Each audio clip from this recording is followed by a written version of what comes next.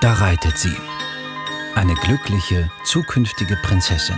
Und jedes Jahr, so um die Weihnachtszeit, wollen tausende Mädchen und Frauen so sein wie sie. 3 Haselnüsse für Aschenbrödel, eine tschechisch-deutsche Koproduktion aus den 70er Jahren, ist zum Kultfilm geworden.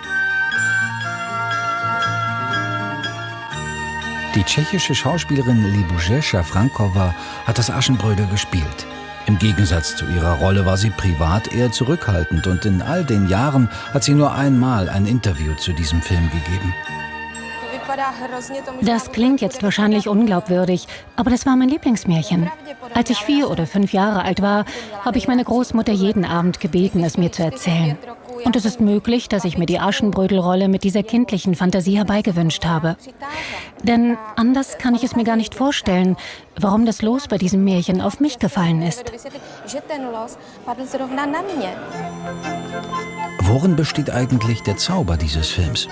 Diese Frage versucht eine Ausstellung zu beantworten, die seit Ende 2009 im Schloss Moritzburg jedes Jahr zur Winterzeit gezeigt wird. Die Idee dafür stammt von den Besuchern des Schlosses selbst. Sie haben immer wieder nach der Treppe gesucht, auf der Aschenbrödel ihren Schuh verlor, und nach dem Saal, in dem damals getanzt wurde. Denn in Moritzburg wurden im Winter 1972/73 die Außenaufnahmen des Königsschlosses gedreht. Hier war es also, wo Aschenbrödel zaghaft und verfroren durch ein Loch der vereisten Scheibe in den Ballsaal lugte. Doch zur Enttäuschung der Fans gibt es den Ballsaal gar nicht. Er stand als Kulisse in den Babelsberger DEFA-Studios. Als kleinen Trost haben die Ausstellungsmacher eine Miniatur nachbauen lassen und die Besucher können seither, genau wie damals, Aschenbrödel verstohlen die Tanzenden beobachten.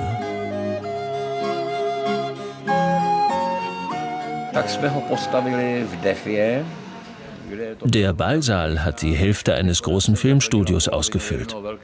Wir haben Szenen aus Renaissance-Gemälden ausgesucht und diese dann vergrößert an die Wände malen lassen.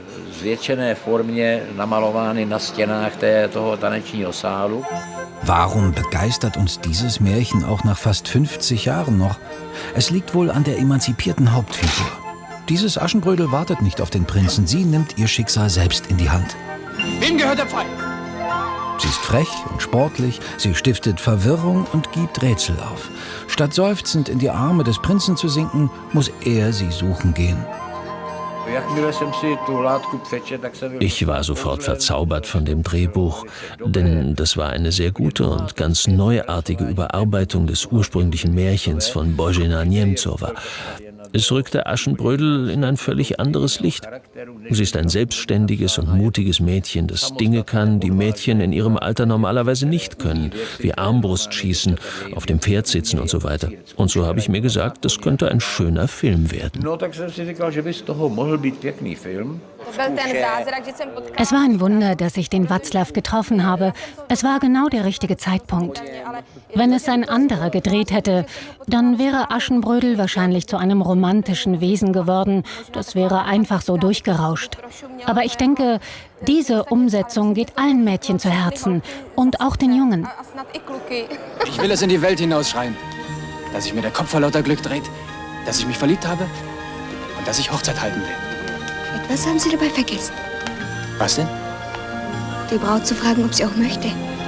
Wer ist sie? Wir werden es erfahren. Ich glaube, dass dieser Film seinen Erfolg hat. Meine Kinder sehen ihn jedes Mal zu Weihnachten.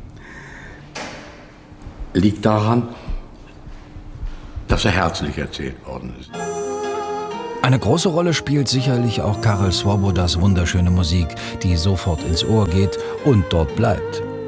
Warum 3 Haselnüsse für Aschenbrödel aber zum Weihnachtsfilm wurde, das ist wohl eine andere Geschichte.